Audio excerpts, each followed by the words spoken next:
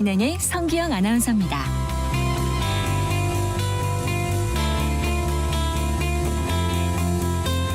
글로벌 AI 기술 개발 경쟁이 본격화되면서 최근 1년 사이 글로벌 AI 반도체 시장에서 가장 주목받는 기업은 단연 엔비디아죠. 무서울 정도로 가파른 성장세를 보이고 있는데요. 전문가들이 이건 시작에 불과할 것이라고 합니다. 벌써부터 전 세계 AI 반도체 시장은 총성 없는 전쟁에 돌입했는데요. 반도체 강국이라고 생각했던 우리나라, 우리 기업들은 과연 AI 반도체 시장에서도 앞서 나갈 수 있을까요? 이번 주 국내 최고의 반도체 전문가들을 모시고 AI 반도체 시장을 선점하기 위해서 무엇이 필요한지 다양한 시각에서 짚어보는 특집 방송 마련했습니다. 오늘은 그 첫 번째 시간으로 국내 반도체 소재 분야의 권위자이자 한국 반도체 성공의 역사를 함께 해오신 분이라고 할 수 있죠. 한국 반도체 디스플레이 기술학회장을 맡고 계신 박재근 한양대학교 융합전자공학부 교수 모셨습니다. 교수님 반갑습니다. 네, 반갑습니다. 네, 교수님께서는 지금 이제 학계에 계시지만 삼성전자에서도 반도체 소재를 연구하셨었죠. 네, 잠시 그렇습니다. 좀 걸어오신 길을 말씀해 주신다면은요. 네. 제가 삼성전자에서 한 14년 정도 근무를 했었고요. 거기서 반도체 소재 그룹장을 했습니다. 네, 그리고 네. 99년도에 한양대에 와서 지금까지 근무를 하고 있습니다. 제가 반도체를 거의 뭐 한 39년 정도 한 산증인이라고 할 수 있죠. 아, 네. 특허 기술상에서 충무공상도 받으셨고 또 발명의 날 녹조 금정 훈장까지 수상하신 걸로 알고 있습니다. 자, 이제 본격적으로 반도체 얘기를 좀 해볼게요. 최근에 이제 AI 열풍으로 AI 반도체 수요가 급격하게 늘었는데 이전의 반도체와 AI 반도체는 어떻게 다른 건지 좀 설명을 해주실까요? 특히 AI 반도체에 있어서 HBM이 얼마나 중요한지 이 부분 좀 짚어주셨으면 합니다. 네, 이전의 디램 등 반도체는 많이 다릅니다. 기존의 디램은 데이터 센터, 컴퓨터, 스마트폰 내에 독립적으로 장착을 하여서 사용하여 네. 범용 디램이라고 합니다. 범용 디램. 반면 HBM은 이 범용 디램을 수직으로 적층하여서 네. 연결하는 구조를 가지고 있습니다. 네. 당연히 디램을 8개를 수평으로 연결하는 것보다는 네. 수직으로 적층하는 것이 사용의 공간과 디램 사이의 거리가 짧아져서 네. 속도가 매우 빠른 장점을 가지고 있습니다. 네. 이 HBM은 AI 반도체에 사용이 됩니다. 네. 우리가 AI 반도체라고 하면 이렇게 정의를 할 수가 있습니다. AI 반도체는 두뇌 역할을 하는 GPU라는 게 있는데 이게 GPU, 네. 이게 두 개가 있고요. 네. 그 바로 옆에 네. 데이터 저장 장치 역할하는 HBM이 8개가 수평적으로 연결되어 있습니다. 그래서 AI 반도체는 GPU와 HBM으로 구성되어 있습니다. 우리나라에서는 HBM을 만드는 것이 이제 그 SK 하이닉스 그리고 삼성전자잖아요. 점유율이 SK 하이닉스는 한 53%, 삼성전자는 한 38% 정도 되는 걸로 알고 있는데 지금 엔비디아의 그 AI 반도체 공급처로 가장 주목을 받는 곳 중에 하나는 또 대만의 TSMC거든요. 네, 왜 그럴까요, 교수님? 엔비디아의 AI 반도체는 2개의 엔비디아의 GPU와 네. 8개의 HBM을 수평적으로 연결하는 패키지 기술이 필요한데요. 네네. TSMC가 엔비디아의 GPU와 SK 하이닉스의 HBM을 받아서 패키지를 하게 합니다. 아, 네. 그래서 이제 AI 반도체에 TSMC가 굉장히 유명한 거죠. 그리고 또 이 TSMC는 엔비디아의 GPU를 설계를 하면 위탁 생산을 해주는 곳입니다. 네네. 그래서 위탁 생산도 해주고 패키지를 하기 때문에 TSMC가 AI 반도체에 굉장히 중요한 역할을 하고 있는 것이고요. 네.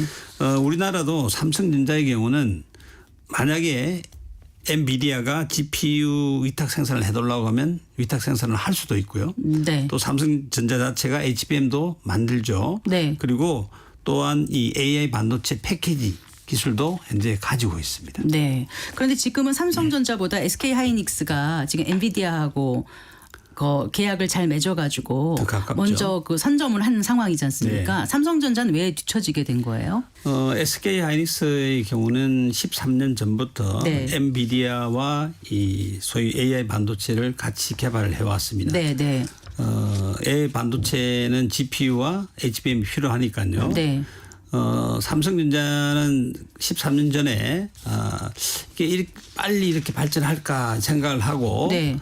좀 시간이 걸리지 않을까 해서 그렇게 뭐 팀을 많이 구성하고 그렇게 HBM 개발에 많은 인력을 투입을 하지 않았습니다. 그러나 네. 최근에는 한 3년 전부터는 그 HBM에 대해서 많은 인력을 투자를 하고 그다음에 추격을 하기 위해서 굉장히 노력하고 있고요. 최근에 네.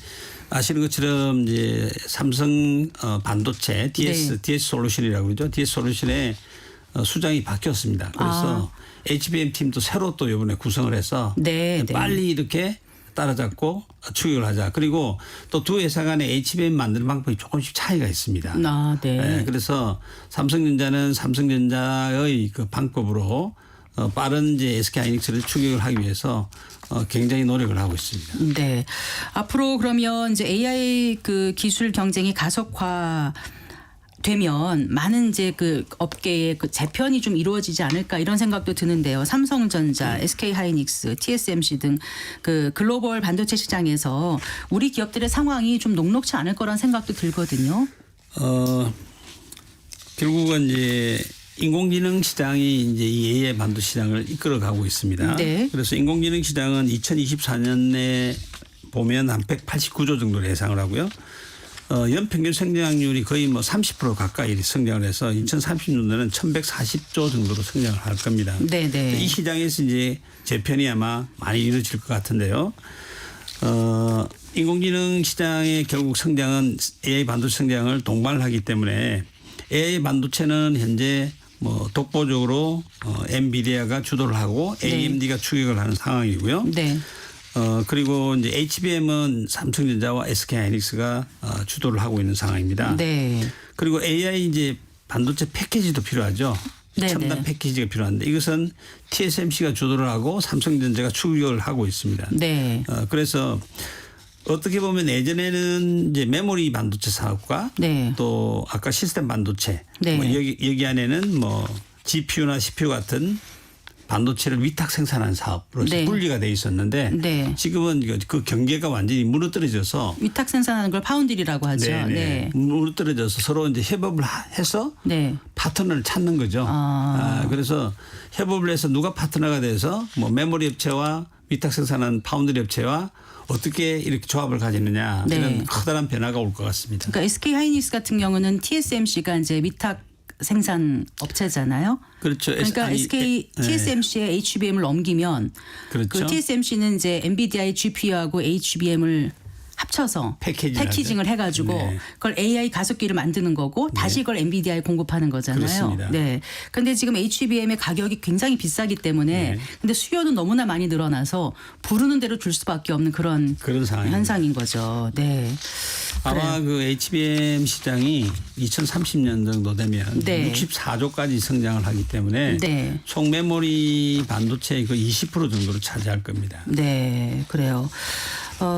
그 AI 반도체 경쟁이 사실은 이제 지금은 뭐 기업 경쟁을 넘어서 국가 대 국가의 어떤 패권 경쟁으로까지 모양새를 띠고 있어요. 국가 대항전이라고 불릴 만큼 그렇게 되고 있는데 미국, 중국은 물론이고 유럽, 일본 다른 주요국들의 경쟁도 점점 더 심화될 것 같습니다. 그렇습니다. 지금은 이제 각국의 이런 글로벌 AI 반도체 경쟁에 있어서 정부 주도로 경쟁을 하고 있습니다. 네. 미국은 반도체 과학법을 만들어서 네. 70조의 예산으로서 이와 관련 투자를 하게 되면 보조금, 네. 인프라 구축, 기술 개발, 인력 양성 등을 지원하고 있습니다. 반도체 과학법이 Chips and Science Act 이거 말씀하시는 네, 거죠? 맞습니다. 이른바 칩스법이요. EU도 똑같이 EU 반도체법을 만들었습니다. 네네. 그리고 64조를 지원합니다. 놀랍게도 또 일본은 반도체 공장 투자 시 15조 원의 보조금을 지원하고요. 네. 중국은 1차, 2차, 3차에 걸쳐서 약 130조의 반도체 펀드를 만들어서 지원을 하고 있습니다. 네. AI 반도체에 필요한 GPU의 위탁 생산, HBM, 네. 패키지 기술 개발과 생산 시술 확충을 정부 주도로 보조금을 주는 정책으로 글로벌 경쟁력에서 우위를 가지려고 하고 있습니다. 네. 우리나라는 보조금을 줄 수 있는 근거법이 없기 때문에 최근 더불어민주당과 국민의힘에서 발의한 반도체법 개정안을 보면 네. 반도체 투자 시 세액 공제를 25%로 상향시키고 10년간 연장하는 법안을 제시를 하였습니다. 네. 또한 반도체 산업단지 인프라 구축 시 중앙정부와 지방정부가 예산의 70% 지원하는 법안이 최근에 제안이 되었습니다. 네. 우리 정부에서도 17조 원의 저리대출과 1.1조 원의 반도체 생태계 펀드를 만들어 지원을 하기로 하였습니다. 네. 그러나 다른 나라에 비하면 보조금을 직접 지급하지 않기 때문에 네. 사실은 지원이 약한 것이 현실입니다. 네. 지금 그 주요국의 반도체라든가 AI 투자를 보면은요, 글로벌 산업 협력보다는 자국 중심으로 이루어지고 있어서 우리 한국 반도체 산업 입장에서는 굉장히 위험 요인이 아닐까. 그러니까 주요국의 그 보호무역주의 강화가 우리 한국 제조업 어떤 입장에서는 굉장히 부정적인 영향을 미칠 가능성이 크지 않나 이런 생각이 들더라고요. 이것을 이제 보호무역주의라고 보시기보다는요. 네. 인공지능 반도체 시장이 워낙 빠른 속도로 커지고 네. 또 인공지능이 반도체를 확보해야만이 그 나라의 주력 사업. 예를 네. 들면 뭐 미국이나 유럽 같으면 자동차 사업, 네. 미국의 IT 사업, 네. 일본의 자동차 이런 사업의 미래 관련된 사업을 확장을 할 수 있기 때문에 이것을 확보하지 않으면 네. 반도체 AI 반도체를 확보하지 않으면 그 각국 나라의 주력 사업들을 경쟁력을 잃어버리게 되기 때문에 네, 각국에서는 그 각국의 주력 사업을 보호하기 위해서라도 AI 반도체를 기술을 확보하고 네. 또 생산량을 확보하기 위해서 이렇게 보조금을 네. 주는 이런 획기적인 정책을 지원할 수밖에 없는 그럼 그런 지금 상황입니다. 우리 정부가 그 앞으로 4년간 그 700억 원을 투입하겠다고 한 것 같은데요. 이런 정책은 아직 좀 부족하다고 보시는 건가요? 아까 보조금 말씀하신 거 지금 이제 들어보니까요. 700억을 지원하는 것은 네. 우리나라도 AI 엔비디아처럼 AI 반도체를 개발할 때 네. 실증 테스트를 해야 됩니다. 네, 네. 그런 실증 테스트하는 데 지원이고요. 지금 AI 반도체는 우리나라 잘하는 HBM이라든지 또 향후 해야 될 패키지, 네. 그다음에 이제 GPU의 위탁 생산 이런 어마어마한 돈이 투자되는 그런 사업에 미국, 일본, 유럽, 한국이 대만이 경쟁을 하기 때문에 네. 경쟁력을 잊지 않기 위해서는 우리도 그 유사한 지원을 해야 되지 않을까 이렇게 생각을 하고 있는 것입니다. 네. 게다가 이제 요즘 걱정되는 부분이 반도체 분야에서의 굉장히 그 핵심 인력 인재들의 이탈 현상이 커지는 부분이더라고요.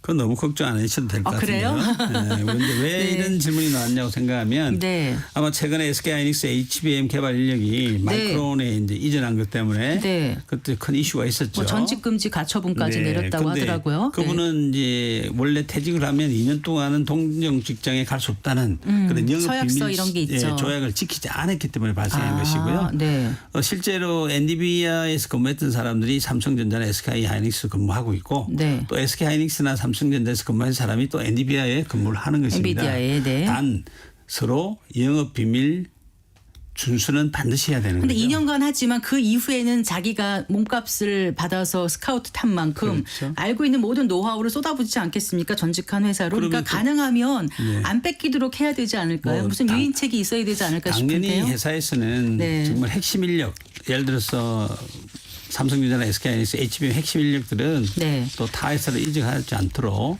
회사 내부에서 뭐 스페셜 제도를 만들어서 현재 운영을 하고 있고요. 네. 또 우리가 GPU를 알아야지 HBM을 연결하겠죠. 그렇죠. 패키지도 알겠죠. 그러면 네. 우리도 또 엔비디아 출신 사람들을 많이 스카우트해야 되는 거죠. 네. 네. 네, 알겠습니다. 앞으로 정말 빠르게 반도체 산업 재편이 이루어질 것으로 예상되는데 우리 기업들 현재 필요한 게 뭐라고 보시는지요, 교수님? 네, 좋은 질문이신데요. 네, CPU 및 GPU 같은 첨단 로직 반도체라고 합니다. 네, 네. 이것을 이제 위탁 생산 파운드리 사업을 하는 것은 주로 TSMC와 삼성전자 네. 두 회사만이 현실적으로 가능하고요. 그런데 이 시장에 미국의 인텔 그리고 일본의 라피다스가 뛰어드는 겁니다. 네, 네. 네, 굉장히 신경이 쓰이는 것이죠. 그래서 이런 경쟁에서 가장 필요한 것은 이제 우선 삼성전자가 TSMC를 능가하는 이 기술을 확보를 해야 될 것입니다. 네. 그리고 충분한 또 생산량도 확보를 해야 되는 겁니다. 그래야지 카스터마가 오게 되겠죠. 고객사들이요. 네.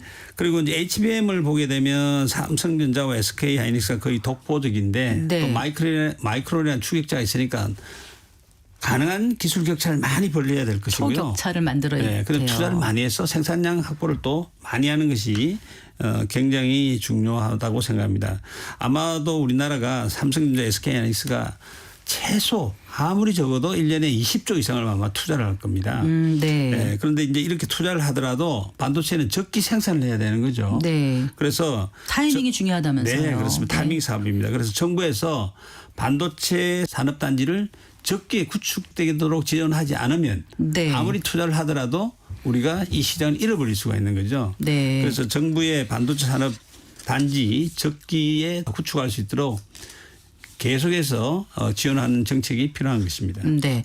그 공정 기술의 초격차 확보하고 수율 싸움에서 결국은 이제 판가름이 난다라고 하더라고요. 맞습니다. 거기에 있어서 가장 중요한 게 결국은 후방 소재 부품의 높은 기술력 확보가 관건일 텐데 이 부분에 대해서 잠깐 좀 짚어 주신다면은요. 네. 이제 그것을 우리가 반도체 칩을 만들기 위해서는 우리가 반도체 장비가 필요하고요. 네. 반도체 소재가 필요하고 네. 반도체 부품이 필요한데 이것을 우리가 소부장이라고 네. 이야기하죠.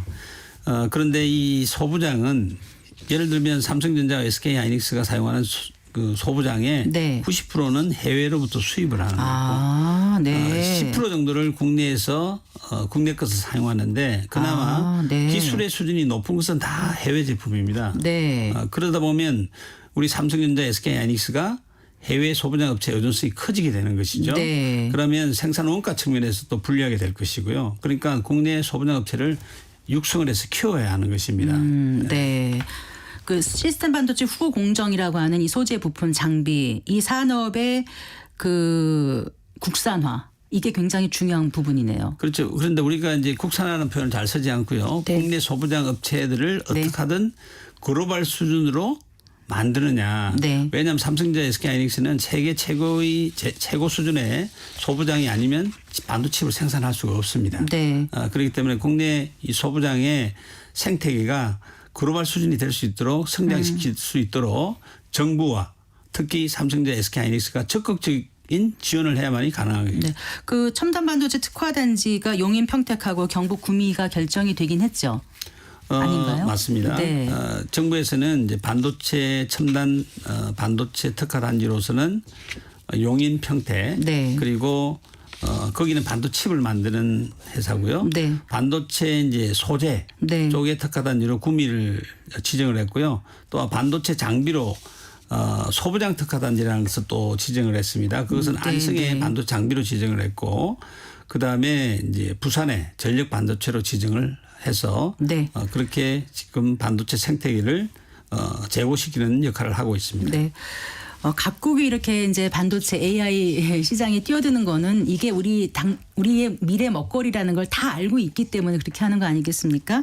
우리 한국 반도체 산업이 다시 세계 최고로서 그 경쟁력을 가지려면 어떻게 해야 될지 끝으로 한 말씀 부탁드리겠습니다. 예. 아까 말씀드린 것처럼 반도체 사업은 타이밍 사업입니다. 네. 예, 그러니까 타이밍이 필요할 때 생산을 해야 되는 거죠. 그래서 우리나라의 이제 가장 어려운 것 중에 하나가 미국이나 대만에 비해서 생산 타이밍을 맞추는 게 굉장히 힘이 들어요. 그러니까 미국이나 대만, 일본은 반도체 공장을 짓는데 딱 2년밖에 걸리지 않은데 저희들은 네. 7-8년씩 걸립니다. 네. 그래서 이제 이번 정부에서 미리 이 반도체 단지를 개발하는 사업을 하고 있는데요. 네. 특히 용인 쪽에서 하고 있는데 이것이 계획대로 적기에 반도체 산업단지가 조성될 수 있도록 하는 것이 가장 중요하다고 생각을 하는 겁니다. 네. 그리고 이 소부장을 키우지 않으면 우리의 경쟁력을 잃게 됩니다. 그래서 네. 국내 소부장을 반드시 키워야 된다는 걸 말씀드리고요.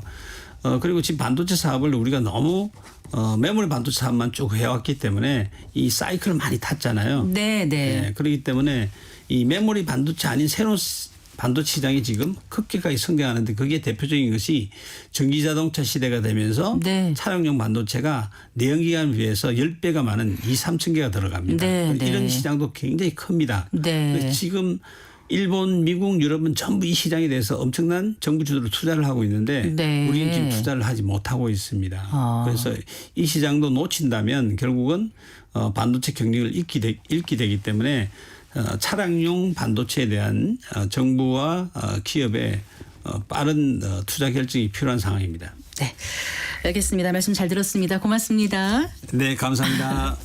네, 성기영의 경제쇼에서 마련한 AI 반도체 특집 첫 시간으로 오늘 한국반도체 디스플레이 기술학교 회장이신 한양대학교 융합전자공학부의 박재근 교수와 함께했습니다.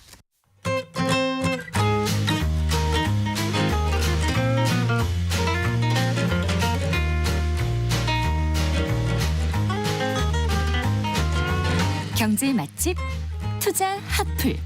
지금은 돈 벌기 딱 좋은 시간. KBS 1라디오 경제쇼.